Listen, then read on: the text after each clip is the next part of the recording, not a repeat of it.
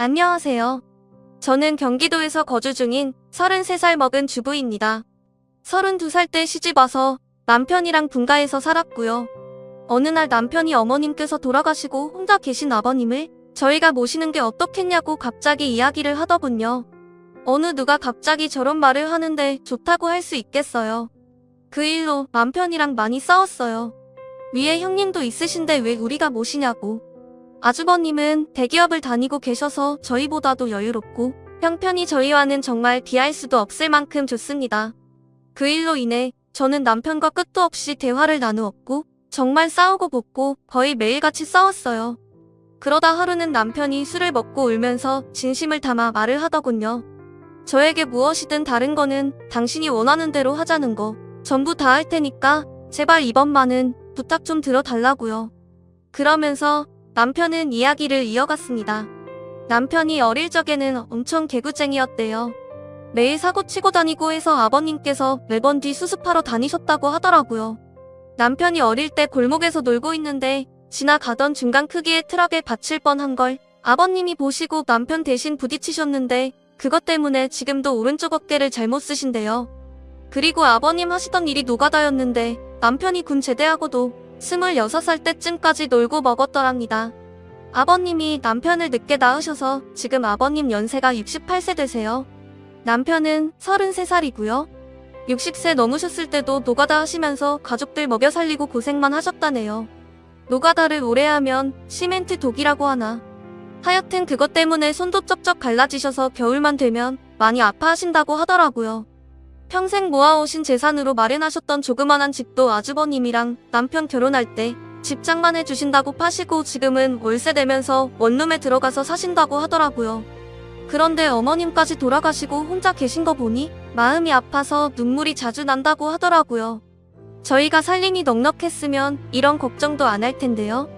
저는 집에서 살림을 하는 평범한 주부이고 남편은 혼자 직장을 다니는데 일반적인 중소기업을 다니고 이직한 지 얼마 되지 않아 한 달에 세후 150 정도를 벌어옵니다. 그런데 그걸로 아버님께서 오시면 아무래도 반찬도 지금보다는 더 신경을 써야 할 것 같고 여러 가지로 많이 힘들 것 같더라고요. 심지어 그때는 제가 임신을 했어서 아이가 3개월 차인데 모든 부분이 힘겹더라고요. 그럼에도 부유하셨던 형님께서는 절대 아버님을 못 모신다고 강력히 못 박으셨고 아주버님도 그럴 생각이 없다라고 남편이 말을 하더라고요. 저렇게 철벽 방어를 하는데 어떻게 하겠습니까? 그리고 남편이 진심 어린 말들을 저렇게까지 했는데요. 그래서 넉 달 전부터 아버님을 모시기로 하고 저희 집으로 아버님을 모셔왔습니다. 처음에는 아버님께서 오지 않으시려고 자꾸만 거절하시더라고요. 늙은이가 가봐야 집만 되고 눈치 보인다고 하시면서요. 하지만 남편이 매일같이 설득하고 우겨서 겨우 모셔왔습니다.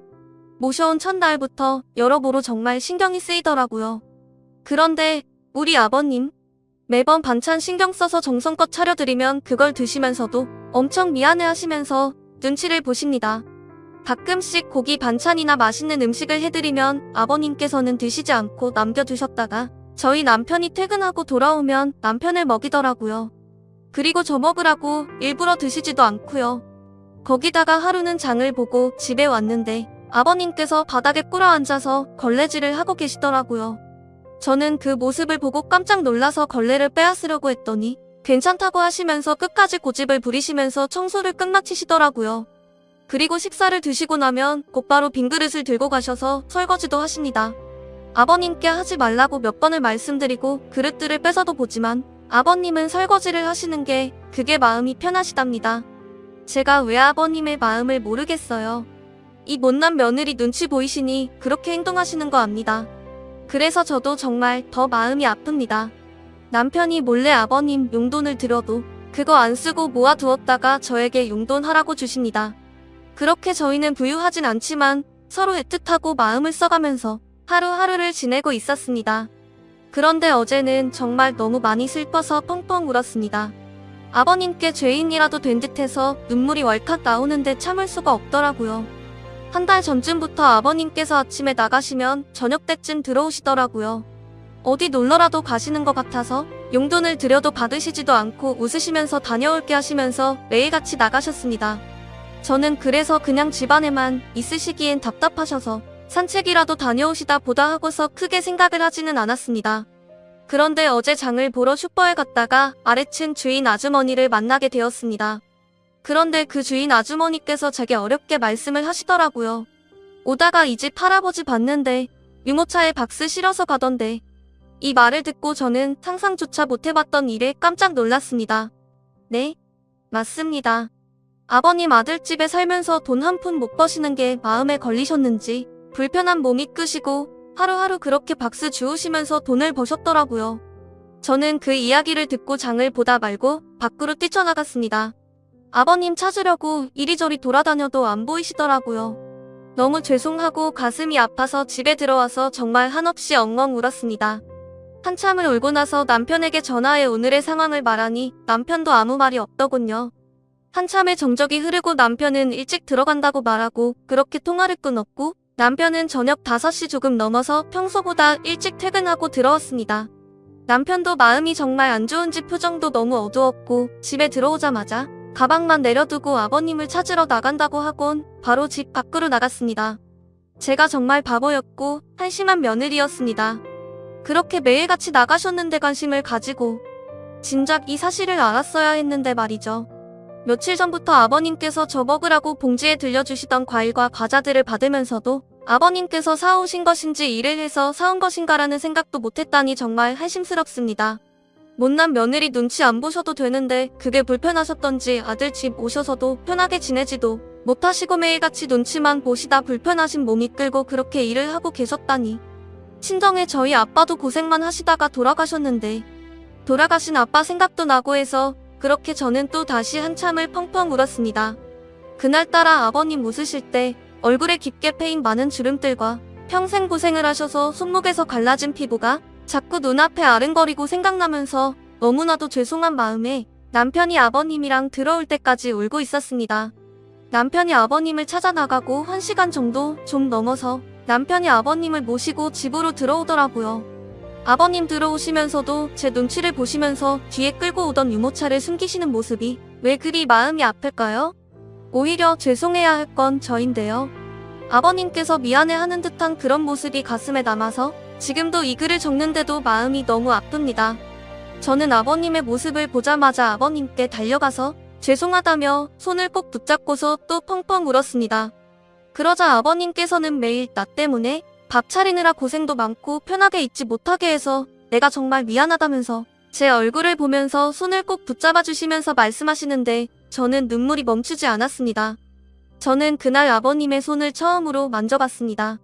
평생을 고생하시면서 지내온 아버님의 손. 심하게 갈라지신 손등과 굳은 살 베인 손에 마음이 너무 아팠어요.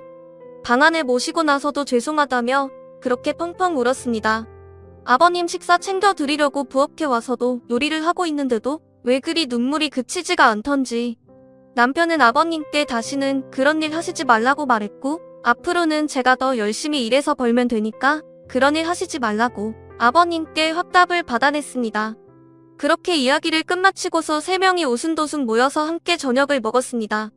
밥을 먹는데도 아버님 손을 보면서 자꾸 가슴이 아프더라고요. 오늘은 어제 일도 있고 해서 남편이 연차를 내서 쉬는 날이었고 저는 아버님 모시고 시내 나가자고 남편에게 얘기를 했습니다.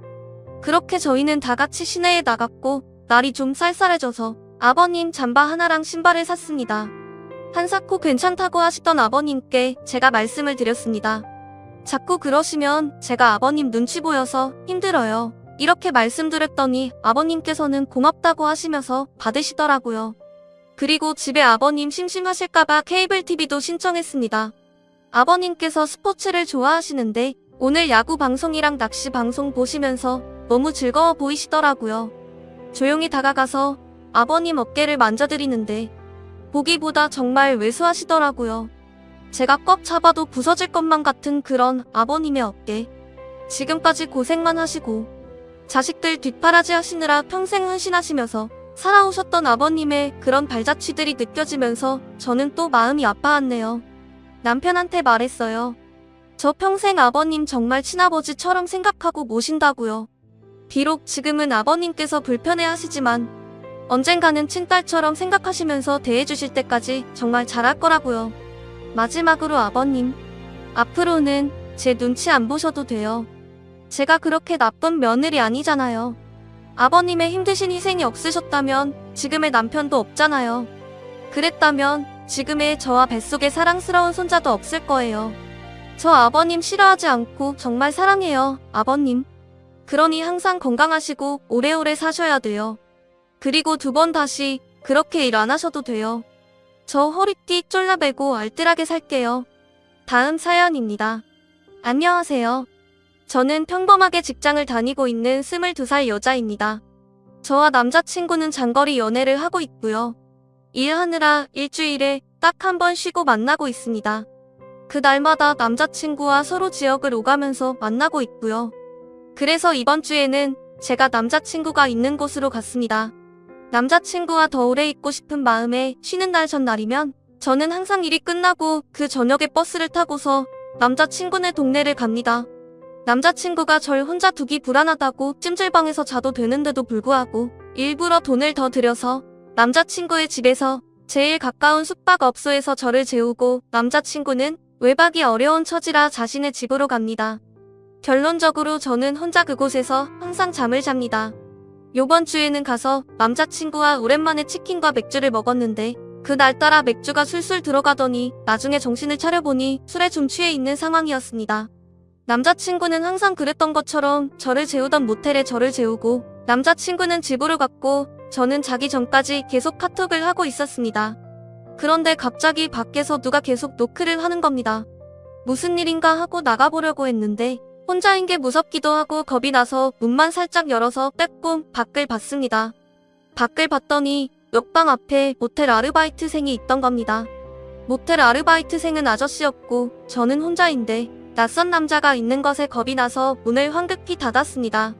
그러고 나서 남자친구와 카톡을 계속하면서 이런저런 일이 있었다고 얘기를 하고 자려고 침대에 누웠는데 누가 다시 똑똑하는 겁니다. 이번에는 열지 않았습니다. 그랬더니 모텔 방으로 전화가 오는 겁니다. 그래서 모텔에 무슨 일이 있는 건가 하고 전화를 받았습니다. 그랬더니 맥주 가져다 드릴 테니까 종업원 가면 문 여시라고 하는 것이었습니다. 항상 여길 오니까 주는가 보다 하고 별 의심 없이 문을 열고 받았습니다. 맥주를 냉장고에 넣고서 다시 침대에 누워서 남자친구와 카톡을 하면서 맥주 줬다고 얘기하고 남자친구는 저에게 앞으로 누가 와도 문 열어주지 말라고 내일 아침에 병원 갔다가 바로 가겠다며 얼른 자라고 하고서 카톡을 끝냈습니다. 그 뒤 잠들기 전에 TV를 틀었는데 컴퓨터와 연결이 된 PC가 바로 떴는데 성인 영상이 나오더라고요. 근데 그때 때마침 모텔 아르바이트생이 열쇠로 문을 따고 들어온 겁니다. 저는 이미 술이 좀 취해 있어서 그때는 그 아르바이트생이 문을 따고 들어온 줄 모르고 문이 열려 있어서 들어온 줄 알았습니다. 자려고 침대에 자리를 잡고 누워 있었던 저는 그 사람이 들어오는 걸 보고서 놀라서 침대 모퉁이에 앉았고 급하게 TV 채널을 다른 거로 돌렸습니다. 문제는 그때 술에 많이 취해 있어서 기억이 중간에 몇 부분이 나지는 않지만 왜곡되어서 기억되지는 않았습니다. 저는 채널을 돌리고서 무슨 일이시냐고 했고 그 사람의 대답은 기억이 제대로 나지를 않습니다. 그 사람이 아마 필요한 거 없느냐는 식으로 했던 것 같습니다. 저는 그 사람에게 나가시라고 계속 말했습니다. 그러고서 그 사람은 저에게 그냥 보시던 거 보세요 이러면서 제가 들고 있던 리모컨을 빼앗고서 채널을 다시 돌리는 것이었습니다. 너무 겁나서 계속 제발 가시라고 계속 그랬더니 침대 모퉁이에 앉아있던 저를 눕히려고 제 다리를 만지는 것이었습니다. 저는 순간 겁에 질려서 그 사람의 팔을 치고 남자친구 곧 올 거라고 그랬습니다. 그랬더니 그때야 가더군요. 제가 술에 취해서 기억을 못할 거라고 생각했나 봅니다. 그러고서는 겁에 질려서 모텔 방 밖에 조그마한 소리만 들려도 놀라고 식은땀 나고 잠도 계속 못 들고 다급하게 남자친구에게 카톡하고 전화했는데 남자친구가 배터리 가는 걸 잊어서 휴대전화기가 꺼져 있는 것이었습니다. 그래서 저는 너무 무서워서 그 방에서 나서지를 못했고 뜬 눈으로 계속 밤을 새우다가 아침 10시쯤에 잠이 들었습니다. 남자친구는 아침에 제 연락을 보자마자 급하게 모텔로 달려왔고 제가 자는 사이에 계산대에 가서 CCTV를 보고 아르바이트생에게 따졌지만 저에게 그랬던 아르바이트생 아저씨는 교대 근무가 끝나서 집에 간 상태였고 그 일이 새벽 6시 20분쯤에 끝난 일인데 CCTV는 메모리 문제로 6시 30분부터 녹화가 새로 되고 있었습니다. 주인은 없는 상황이었고 낮에 일하던 아르바이트생은 아무것도 모르는 상황이었던 거죠. 그래서 그 아르바이트생은 그 알바 아저씨를 불러냈습니다. 저는 무서워서 나가지를 못하였고 남자친구 혼자서 아저씨에게 가서 얘기했습니다. 그랬더니 그 아저씨는 남자친구에게 6시 30분에는 손님들이 퇴실해야 되는데 제 방에 TV 소리가 너무 시끄러웠다며 TV를 끄러 열쇠로 문을 열고 방으로 들어왔고 저를 만진 건 자는데 이불을 덮지 않고 자서 이불 덮어줄 때밖에 없었다고 말했다고 하더군요.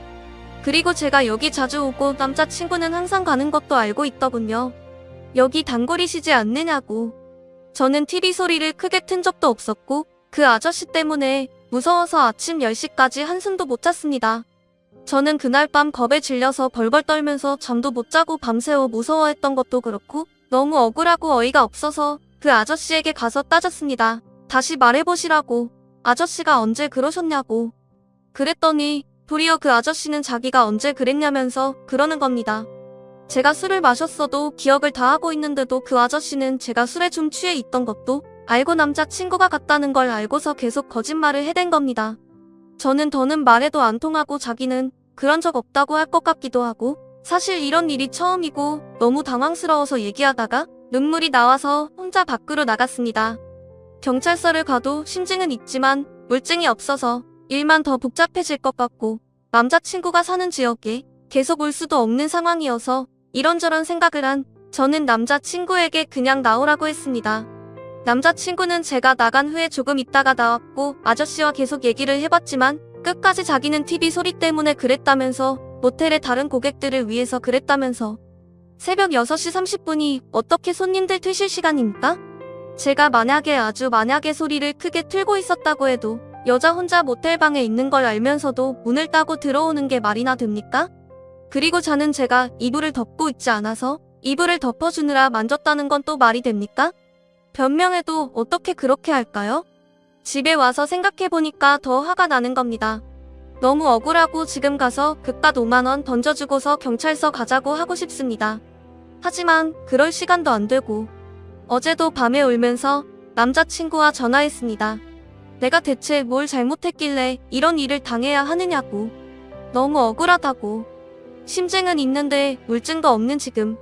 물증이라고는 모텔에 그 아저씨가 들고 왔던 맥주와 새우깡이 있었고 카톡으로 실시간으로 남자친구와 얘기했던 내용이 전부입니다.